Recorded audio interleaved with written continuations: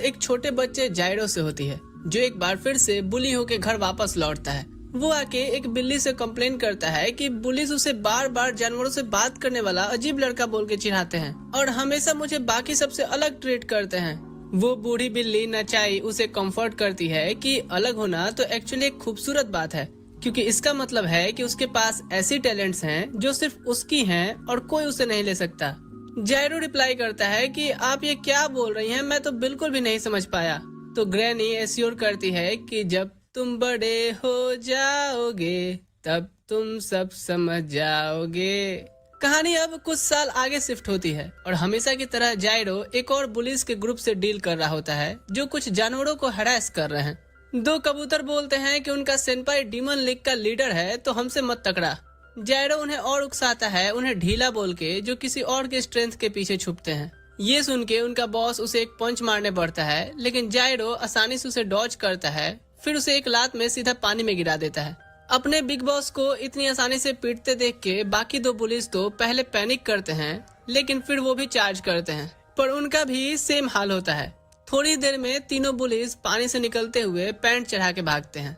उनके जाने के बाद एक बिल्ली और एक कौवा जायरो को थैंक्स देते हैं, लेकिन उसकी चिंता करते हैं कि वो गैंग उसके पीछे आ सकता है। जायरो उन्हें रीअश्योर करता है कि अरे फिक्र मत करो, वो पहले से ही इस तरह की मुश्किलों से डील करने का आदी हो चुका है। फिर घर जाने से पहले दोनों जानवरों को जितना हो सके परेशानी से दूर रहने को बोलता है। और अब जैसे ही वो अपने डोजो पहुंचता है, एक बूढ़ा आदमी तुरंत उसे डांटता है कि फिर से लड़ाई किया तो सिनोबी मार्शल आर्ट्स इसलिए नहीं सिखाया कि तू आवारों की तरह गली में घूम के कुत्ते बिल्लियों को बचाया करे। जायरो कहता है कि तो और क्या करूं, पुराने जमाने के डायनासोर, जिससे वो बूढ़ा भड़क जाता है और उस पर निंजा ब्लेड से फेंक देता है और जायरो बाल बाल बचा था। बूढ़ा आदमी फिर प्राउडली अपने फैमिली का एंशिएंट हेयरलूम दिखाता है कि ये पर्सनली उसके एंसेस्टर ने गिफ्ट दिया था और उससे अपने लीनेज की थोड़ी रिस्पेक्ट कराने की कोशिश करता है। पर जायरो तो कैजुअली डिसमिस करता है ये बोल के कि हाँ, ये सिर्फ एक जंग लगी कटाना के अलावा कुछ भी नहीं है, जिससे बूढ़ा आदमी फ्रस्ट्रेशन में अपने आसपास का सब कुछ स्लैश करने लगता है। बाद में जायरो उस टूटे हुए दीवार को रिपेयर करता है, बोलते हुए कि साला बूढ़ा भड़कता कितना है। जब वो फिनिश करता है, वो बूढ़ा आदमी बोलता है कि मैं एक फेस्टिवल पर जा रहा हूँ, तो खाना खा लेना, मुझे लेट हो जाएगा। बिल्कुल उसके जाने के बाद वही कौवा वापस आता है, काव काव करते हुए बताता है कि जंगल में एक बिल्ली मुश्किल में है। बिना एक भी फालतू सवाल किए जायरो तुरंत से हेल्प के लिए भागता है। जंगल के अंदर वो एक बुरी तरह से घायल पड़ी बिल्ली को जमीन पर देखता है और धीरे से उससे बात करने की कोशिश करता है, देखने के लिए कि वो रिस्पॉन्ड कर पा रही है या नहीं। पर इधर बिल्ली के दिमाग में तो एक डार्क स्पिरिट रेगो, जिसे ब्लैक स्टार ऑफ डूम कहा जाता है, हैरान है कि ये कौन है जो उसे आवाज दे रहा है। रेगो एक आवाज सुनता है कि जागो और अपनी पावर दो, लेकिन वो स्पिरिट तो गुस्से में कहता है कि मैं किसी का ऑर्डर नहीं मानता। फिर मिस्टीरियस आवाज कोल्डली बोलता है कि अगर मना करते हो तो दम तोड़ दो, यही बेहतर होगा। सीन शिफ्ट होता है जहाँ रेगो अचानक जायरो के रूम में जागता है, जो बिल्ली के बॉडी में है। तभी जायरो रूम में आता है कि ओह, होश आ गया तुम्हें, बहुत बुरी कंडीशन में थी, मुझे तो लगा था कि बचोगे ही नहीं। वो खाना ले आता है और उसका नाम पूछता है, पर जब बिल्ली चुप रहती है, जायरो पूछने की कोशिश करता है कि अरे बोल भी दो, शर्माओ नहीं, तुम्हारा नाम अपने नाम के साथ नहीं जोड़ूंगा। रेगो इस लड़के को इडियट बोलता है कि ये समझेगा भी क्या अगर मैं म्याऊ म्याऊ करूँ तो, गधा कहीं का। लेकिन जायरो के पास तो रेयर टैलेंट है जानवरों से बात करने की, और वो तुरंत पूछता है कि ओह, तो वो सच में उसे इडियट समझता है। इससे तो बिल्ली की गांड ही फट जाती है। रेगो तुरंत पैनिक करके जल्दी से सोफा के नीचे छुप जाता है और तब जायरो कामली बोलता है कि आ जाओ, वो उसे खाने नहीं वाला। पर बिल्ली तो जिद्दी गर्लफ्रेंड की तरह देने से मना कर देती है। तब जायरो अपना अल्टीमेट वेपन निकालता है, कैट फूड का बाउल, जो तुरंत उसे बाहर खींच लाता है। और रेगो आके एडमिट करता है कि तो वो कहना सच है कि दिल का रास्ता पेट से होके गुजरता है। जब जायरो से टीज करता है खुद को मैन बुलाने पर, जबकि वो एक बिल्ली है, तो वो गुस्से में चिल्लाता है कि वो कोई बिल्ली नहीं है। वो अपना नाम बताता है और एक्सप्लेन करता है कि वो एक इमॉर्टल मोनोनॉक है। जायरो को बिल्कुल भी आइडिया नहीं है कि ये मोनोनॉक क्या होता है। रेगो एक्सप्लेन करता है कि मोनोनॉक ह्यूमन फॉर्म ले सकते हैं या अपनी मर्जी से वो पहाड़ों और जंगलों में अंदर रहना भी चूज कर सकते हैं। जायरो फिर पूछता है कि तो ऐसा इमॉर्टल मोनोनॉक जंगल में लात खाए हुए हाल में क्या कर रहा था। रेगो रियलाइज करता है कि ये लड़का सही में क्लूलेस है, तो वो एक्सप्लेन करता है कि किसी और मोनोनॉक ने उस पर अटैक किया था और वो बहुत लंबे वक्त तक सो रहा था। उठने से पहले जो कुछ उसे याद है वो ये है कि जागा तो कोई उससे मदद मांगने आया और जब उसने मना कर दिया तो शायद इसलिए उन्होंने उसका बैंग बैंग कर दिया। जायरो पूछता है कि तो तुमने मना क्यों किया। रेगो एक्सप्लेन करता है कि वो उन पैरासाइट से नफरत करता है जो अपनी वीकनेसेस दूसरों के स्ट्रेंथ के पीछे छुपाते हैं। खैर छोड़ो, तुम सिर्फ एक ह्यूमन हो तो तुम समझ नहीं सकते मैं क्या बोल रहा हूँ। जायरो एडमिट करता है कि हाँ शायद पूरी तरह से तो नहीं समझ रहा, लेकिन फिर भी ऐसा भी नहीं है कि मैं एक बिल्ली पर पूरी तरह से विश्वास भी ना करूँ। इधर किसी माजिन नाम की एक लड़की हेडक्वार्टर्स को रिपोर्ट करती है। वो सीबा से कांटेक्ट करती है जो पूछता है कि क्या मिला उसे। लड़की रिपोर्ट करती है कि जंगल में रेगो के खून के ट्रेस तो मिले हैं और उसे यकीन है कि वो ज्यादा दूर नहीं गया होगा। सीबा उसे वापस आने को बोलता है कि वो रिप्लेसमेंट्स भेजेगा, तब साथ में चलेंगे। जैसे ही वो जंगल में कैमोफ्लेज हो जाती है, एक और क्रीपी आदमी चुपचाप एक पेड़ के पास से दांत फाड़े हुए निकलता है। वापस जायरो के घर में वो उस बिल्ली को नहला रहा था। देख के कि उसकी सारी इंजरीज हील हो गई हैं, कहता है ओ तो तुम सही कह रहे थे मोनोनोक होने के बारे में। बिल्ली इरिटेट हो जाती है रियलाइज करके कि तब से क्या उसे यकीन नहीं हो रहा था। जायरो यहाँ फिर उस बूढ़ी ग्रैनी नाची के बारे में बताता है। कहता है कि वो सबसे काइंड बिल्ली थी जितनी भी उसने जानवर अभी तक देखे हैं। रेगो को टीज करता है बोल करके कि वो मुझसे तो पूरी तरह अपोजिट थी, फिर भी मुझसे बहुत नाइस रहती थी। जायरो एक्सप्लेन करता है कि उस वक्त वो रोज बुली होता था और जब भी घर आता हमेशा नाची को नहलाता। नाची खुशी से थैंक्स करती और कहती कि वो कितनी लकी है कि उन्हें ऐसा ऑनर मिला जो जब भी वो चाहती नहला देता। वो हमेशा उसे एक बात बोला करती थी कि उसे दूसरों की हेल्प करने का गिफ्ट दिया गया है और इनकरेज करती थी कि ये गिफ्ट को वो अपने आसपास सभी के साथ शेयर करता रहे।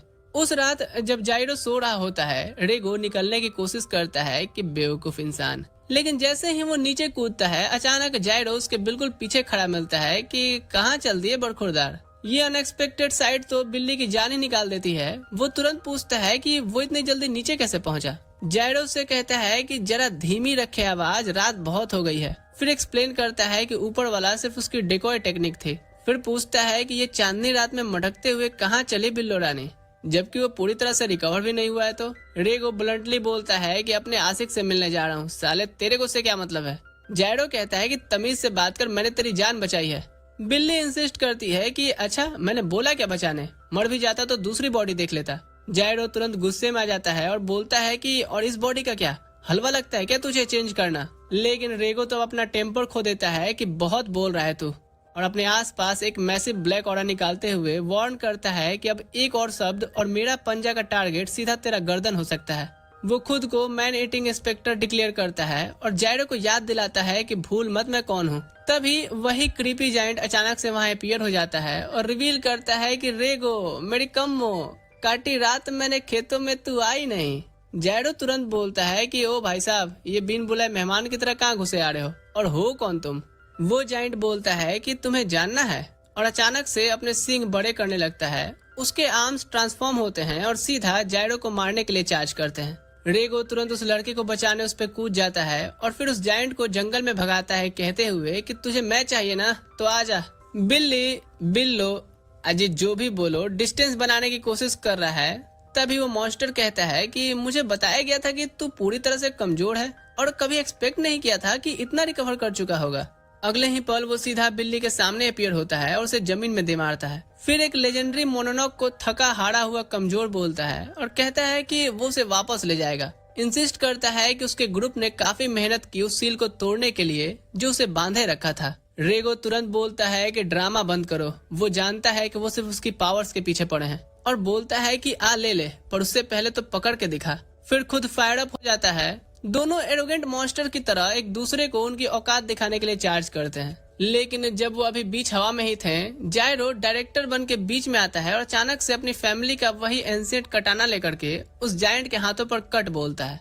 रेगो जायरो को फाइट में कूदते देख चिंतित हो गया था, जिस पर जायरो कहता है कि अब अगर बिल्ली मर गई तो फिर तो तुझे बचाना बेकार कहलाएगा ना दोस्त, तो बात अब मेरे सम्मान की है। जायंट ये सुन एक्साइटेड हो जाता है कि दिल जले। वहीं जायरो रेगो से आर्ग्यू करता रहता है कि किसी की मदद करने में कोई गलत बात तो नहीं। तब तक तो इधर वो मॉन्स्टर कम्प्लीटली अपनी टेरिफाइंग फॉर्म में ट्रांसफॉर्म हो चुका है और लड़के की तारीफ करता है कि उसे देख करके भी वो डरा नहीं। वो ये भी रियलाइज करता है कि जायरो शिनोबी टेक्निक्स जानता है और बोलता है कि तब तो उसे खत्म करने में और भी ज्यादा मजा आएगा। कुछ मोमेंट्स में ही जायरो मॉन्स्टर का अटैक डॉज करने में मैनेज करता है और वापस अटैक करने की तैयारी करता है, लेकिन वो जायंट अचानक से अपना एक मैसिव पंजा सीधा उसके सीने में घुसा देता है। पर इतनी बुरी कंडीशन में भी जायरो गिव अप करने से मना करता है और लड़ता रहता है। वो उसके पंजों को तोड़ के आजाद होने में मैनेज कर लिया था और जायंट उसकी इम्प्रेसिव शिनोबी स्किल की तारीफ करता है। पर रेगो तो अब धीरे धीरे जमीन पर गिरे लड़के के पास जाता है जहां वो मौत के दरवाजे पर खड़ा है। मॉन्स्टर बिल्ली से बोलता है कि लड़के को उसे दे दे क्योंकि उसका पेट तो भरा हुआ है, ये उसके खाने के काम भी नहीं आएगा। रेगो गुस्से से उसे घूरता है और कहता है कि वो अभी खुद उसका खाना बनने वाला है। फिर वो जायरो को इडियट बोलता है कि इसने रियलाइज भी नहीं किया कि मैंने वो जगह क्यों छोड़ी और मॉन्स्टर को उससे दूर क्यों ले गया, सिर्फ उसे ही बचाने के लिए। और धीरे से बोलता है कि अगर ये लड़का मर गया तो वो सारी कोशिश बेकार जाएगी। डीमन कहता है कि अगर रेगो उसे खा ले तो अपनी ओरिजिनल स्ट्रेंथ वापस पा सकता है, लेकिन वो तो एक गंदे वर्थलेस डीमन का बात मानने की जगह डिसाइड करता है कि जायरो ही उसे खाएगा। उसकी जान बचाने का एहसान वो ऐसे वापस करेगा। फिर बिल्ली एक ब्लैक धुंध के बादलों में ट्रांसफॉर्म होती है और जायरो के बॉडी में एंटर करती है, जिससे जायरो की आंखें एक झटके से खुल जाती हैं। उसी वक्त किसिमाजिन और सीबा एक मैसिव ब्लैक ऑरा को आकाश में ऊंचा उठते हुए नोटिस करते हैं। सीबा तुरंत सबको उस लोकेशन की तरफ जाने को ऑर्डर देता है।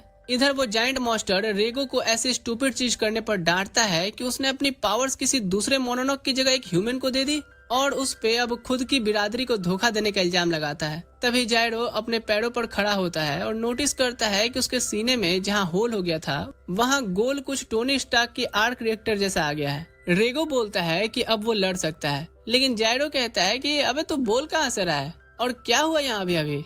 बिल्ली बोलता है कि बाद में तुझे लोरी गा के किस्सा सुनाऊंगा, अभी लड़। वो मॉन्स्टर तुरंत उस पे हमला करता है और अभी जायरो अपनी नई पावर्स को संभाल भी नहीं पा रहा था। बिल्ला लड़के को अपना स्ट्रेंथ देता है और सिंपली बोलता है कि बस सिर्फ एक मुक्का मारना है तुझे। जायरो इंस्ट्रक्शंस फॉलो करता है और एक सिंगल पंच मारता है, जिससे वो डीमन सीधा पाताल लोक पहुंच जाता है। अब इससे पहले कि वो खुद भी प्रोसेस करे कि ये क्या हुआ, अचानक से एक ब्लेड सीधा उसकी गर्दन पे आती है कि हैंड्स अप। किसिमाजिन और सीबा उसके सामने आते हैं और सीबा एडमिट करता है कि उसने कभी एक्सपेक्ट नहीं किया था कि ऐसा कुछ हो जाएगा। जायरो पूछता है कि क्या हो जाएगा और क्या वो डीमन के साथ काम करते हैं, लेकिन सीबा एक्सप्लेन करता है कि नहीं, वो कोई मोनोनॉक नहीं है। तभी उनके बाकी एलाइज भी अपना अपना कैमोफ्लेज छोड़ते हैं और उनका लीडर सीबा उन्हें ब्यूरो ऑफ स्पिनाच के मेंबर्स कह के इंट्रोड्यूस करता है। मजाक में कहता है कि इतना समझ लो हम सिविल सर्विसेज का एग्जाम दे के आए हैं, बाद में अच्छे से समझाऊंगा लाडले, अभी तुझे कस्टडी में लिया जाता है। जायरो तुरंत प्रोटेस्ट करने की कोशिश करता है कि उसने वोट चोरी नहीं किया है, लेकिन किसिमाजिन तुरंत उसे बेहोश कर देती है कि कितना ओवर ड्रामेटिक है ये। सीबा उसे कहता है कि अरे जरा आराम से, तो वो रिप्लाई करती है कि टेम्पररी डोज ही दिया है। सीबा ऑर्डर देता है कि इसे तुरंत हॉस्पिटल ले जाओ क्योंकि इसका मरना अब हम अफोर्ड नहीं कर सकते, खासकर जब ये किसी मोनोनॉक के साथ फ्यूज हो गया है। अगली चीज जो जायरो को पता चलती है कि वो एक हॉस्पिटल बेड पर है और वो लड़की जो उसे नॉकआउट करी थी बिल्कुल उसके पास खड़ी है। और जैसे ही वो रियलाइज करती है कि जायरो जाग गया है, वो अपने चीफ को जल्दी से कॉल करती है कि बकरा तैयार है। जायरो को अभी भी पता नहीं है कि वो है कौन, तो पूछता है कि क्या चल रहा है। तभी रेगो उसके सीने से निकलता है कहने के लिए कि मैं भी उतना ही कंफ्यूज हूँ जितना तू है अभी। उसी वक्त किसिमाजिन रेगो को जायरो के सर पर बैठे नोटिस करती है और जायरो जब रियलाइज करता है तो रेगो पर चिल्लाता है कि अबे हटना मेरे पर से, जोकर हूँ क्या मैं। तभी किसिमाजिन का बॉस आखिरकार जायरो को चेक करने पहुंचता है, कहता है कि उसे खुशी है कि वो बिल्कुल ठीक है और वो रेगो से भी पूछता है कि क्या हाल है जनाब के, लेकिन रेगो का तो अभी मूड स्विंग हो रहा है। हालांकि सीबा इस बात से सरप्राइज्ड है कि रेगो कितना काम है, जबकि वो तो एक्सपेक्ट कर रहा था कि वो अब तक ज्यादा सफाई देगा। खैर, वो अपना परिचय मोनोनॉक डिवीजन के हेड के रूप में देता है और किसिमाजिन को अपना सबऑर्डिनेट बताता है। और क्योंकि जायरो अभी सब कुछ के बारे में एक एक्सप्लेनेशन चाहता है, सीबा यहाँ से शुरू करता है कि क्या वो अनिवाबिन के बारे में जानता है और जायरो उनके बारे में थोड़ा सुना सुना याद करता है। जैसे ही उसे याद आता है कि वो अंडरकवर एजेंट्स थे जो कोई ईडो के लिए काम करते थे, और सीबा ऐड करता है कि जैसे जैसे वक्त गुजरा अनिवाबिन ने ईडो के लिए काम करना बंद कर दिया और अब मॉडर्न गवर्नमेंट की स्पिनाच ब्यूरो के रूप में काम करते हैं। वो बहुत कुछ करते हैं जिसमें इंफॉर्मेशन इकट्ठा करना, अंडरकवर एजेंट बनना और बिल्कुल मोनोनॉक ढूंढ के खत्म करना भी शामिल है। इसीलिए मोनोनॉक इंसिडेंट्स डील करने के लिए पूरा एक डिपार्टमेंट डेडिकेटेड है और मेरे लिए काफी वक्त से ये काम आसान रहा है क्योंकि मोनोनॉक आमतौर पर ज्यादा ट्रबल नहीं कॉज करते। लेकिन हाल ही में चीजें बहुत हेक्टिक हो गयी क्योंकि उनकी फैसिलिटी पर मोनोनोक के ग्रुप ने अटैक किया और उस अटैक के दौरान रेगो, हाँ ये बागर बिल्ला जो उस फैसिलिटी में सील्ड था, रिलीज हो गया। ये सब कह के सीबा अभी भी श्योर नहीं है कि एग्जैक्टली रेगो और जायरो कैसे ऐसे मर्ज हो गए, तो वो जायरो से अब इसकी एक्सप्लेनेशन मांगता है। और जब जायरो पूरा किस्सा एक्सप्लेन करता है तो किसिमाजिन बिना कुछ सोचे समझे एक मोनोनोक को बचाने के लिए उसे इडियट बुलाने लगती है, जिस पर जायरो कहता है कि अब घर में तो एक बुढ़ा तो डांटता ही है, अब मैं जिसे नहीं जानता वो भी मुझे डांटेगा। सीबा किसिमाजिन को शांत हो जाने को कहता है क्योंकि ये तो अब सच है कि जायरो पूरी तरह से रेगो के साथ फ्यूज्ड है और अब जब तक वो कुछ नहीं करते हैं वो हमेशा ऐसे ही रहेगा। लेकिन उन्हें अब ये भी नहीं पता कि इस चीज को कैसे अंडू करते हैं। साथ ही ऐसे किसी को देख के दूसरा मोनोनोक का क्या प्लान हो सकता है। तो सीबा कहता है कि वो जायरो को प्रोटेक्टिव कस्टडी में ले जाएंगे। जायरो कहता है ऑब्जेक्शन माय लॉर्ड, लेकिन सीबा कहता है ऑब्जेक्शन ओवर रूल्ड, तुम्हारे पास कोई चॉइस नहीं है। वो क्लियरफाई करता है कि वो कोई हीरोज ऑफ जस्टिस या कुछ ऐसा नहीं है, तो वो उसके पर्सनल राइट्स की माँ बहन हो उससे कोई फर्क नहीं पड़ता। उन्होंने पहले से ही एक मिसिंग पर्सन की फाइल भी रिपोर्ट कर लिया है,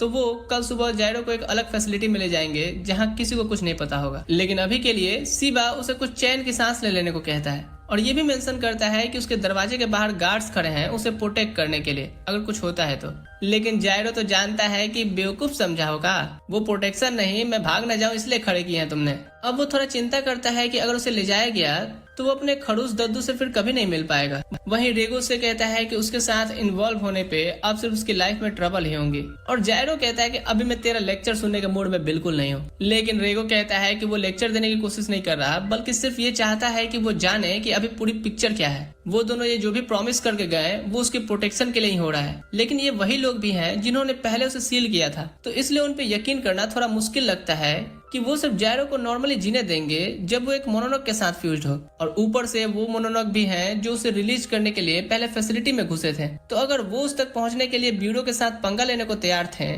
तो वो इतनी आसानी से तो गिव अप नहीं करेंगे, तो वो भी जायरो के पीछे जरूर आएंगे। तो अब प्रैक्टिकली जायरो को खुद फिगर आउट करना है कि उसे क्या करना चाहिए। इस पूरी चीज ने अब सच में जायरो को बहुत सोचने पर मजबूर कर दिया था और वो डिसाइड करता है कि वो और कोई क्या कहता है इसकी परवाह नहीं करेगा और अब से वो जो चाहेगा वो करेगा। और सबसे पहली चीज वो रेगो को कहता है कि उन्हें यहाँ से निकलना होगा। रेगो ये सुन के सरप्राइज्ड है क्योंकि उसने नहीं सोचा था कि जायरो के पास इस वक्त कहीं भागने की जगह भी है। और जायरो कहता है कि वो भागने का प्लान नहीं बना रहा, बस उसे कुछ चीजें करनी है और उसके बाद वो जो भी हो सिंपली एक्सेप्ट करेगा। रेगो को नहीं पता कि ये गधा क्या सोच रहा है और उसे वार्न करता है कि कोई गारंटी नहीं कि सब ठीक रहेगा अगर वो ये करता भी है तो, और खासकर वो उसके भरोसे तो पंगा ना ले। और जायरो कहता है कि हाँ ठीक है मैं खुद ही चीजें फिगर आउट कर लूंगा। जैसे ही वो ये कहता है बाहर उसके पूर्वजों का एक ग्रुप दिखता है जिससे उसे एक आइडिया आता है। तो जबकि गार्ड्स अभी भी दरवाजे देखने में बिजी हैं, वो अचानक से काव काव करना शुरू कर देता है उनका ध्यान खींचने के लिए। और जैसे ही वो अंदर चेक करने आते हैं जायरो कौओं से उन पर अटैक करने को कहता है ताकि उसे भागने के लिए काफी वक्त मिले।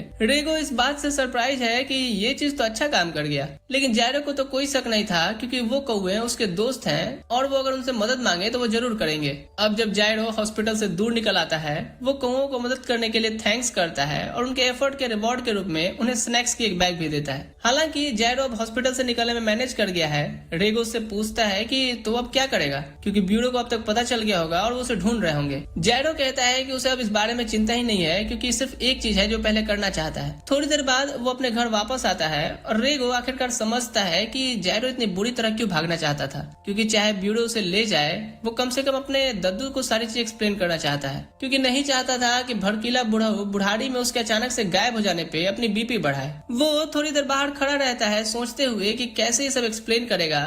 तभी अचानक उसके दद्दू पीछे से अपीयर होते हैं। बड़ी जल्दी आ गए बरखुरदार। जायरो चीज एक्सप्लेन करने की कोशिश करता है लेकिन उसके दद्दू उसे कहते हैं चुप करो और मेरे पीछे आओ। तो जायरो अभी के लिए वही करता है। थोड़ी देर बाद वो इसे एक ओपन स्टेडियम में ले जाते हैं और जायरो सोचने लगता है कि वॉर कितना चलने वाला है, क्योंकि ब्यूरो को उसे ढूंढने से पहले उसे सच में उनसे कुछ बात करनी है। वो ये भी पूछता है कि आप ये मुझे एक खुले मैदान में क्यों लाए हैं, और उसके दद्दू कहते हैं ताकि यहाँ कोई इंटरफेयर ना करे। कहते ही एक मुक्का रख के देते हैं। जायरो जमीन पर गिर जाता है और पूछता है ये किस लिए था, लेकिन उसके दद्दू सिंपली उस पर चिल्लाते हैं इडियट बोल के कि क्या वो सही में नहीं जानता कि उसने जो किया है वो कितना सीरियस है। जायरो को नहीं पता कि वो क्या बोल रहे हैं, लेकिन उसके दद्दू कहते हैं कि सीबा ने उन्हें सब कुछ पहले ही बता दिया था, जिसमें ये भी शामिल है कि वो अभी एक मोनोनोक से पोजेस्ड है। वो शायद यकीन नहीं करते हैं अगर उन्होंने खुद न देखा होता, जो कि है ये बागर बिल्ला जो देखो कैसे सामने बैठा है। ये प्रूफ है कि कहानी सच्ची है। जायरो हैरान है कि उसके दद्दू को ये सब पता है और ऐसा इसलिए है क्योंकि बुढ़ाऊ ब्यूरो ऑफ स्पिनेच का एक पुराना मेंबर रह चुके हैं। वो कहता है कि बहुत बुरा हुआ कि ये नौबत आई, लेकिन वो जानता है कि अब उसे क्या करना है। वो जायरो की गलती की जिम्मेदारी खुद लेने का डिसाइड करता है और ये करने के लिए वो अभी दोनों जायरो और रेगो को मारने वाला है, ताकि न ब्यूरो और न ही कोई मोनोनॉक उसे पकड़ सके। और उसके बाद अपने पापों का प्रायश्चित करने के लिए वो खुद को भी मारने वाला है। जायरो कहता है कि दद्दू आप ये मजाक कर रहे हो ना,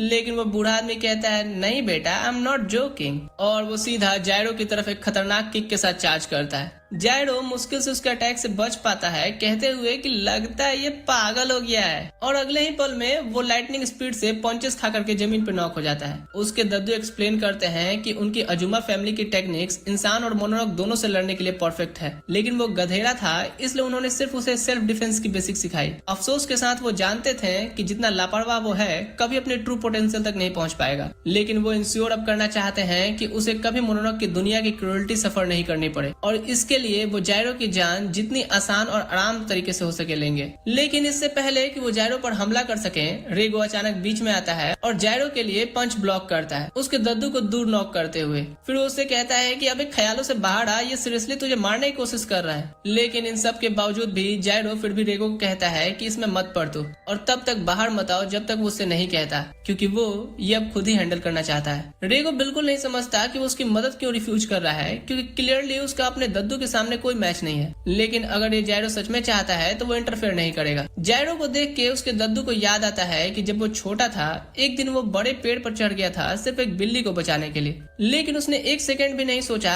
कि वो उसे बचाने के बाद खुद नीचे कैसे आएगा। पर उसकी खुशकिस्मती से वो जायरो को पकड़ने के लिए वहीं थे।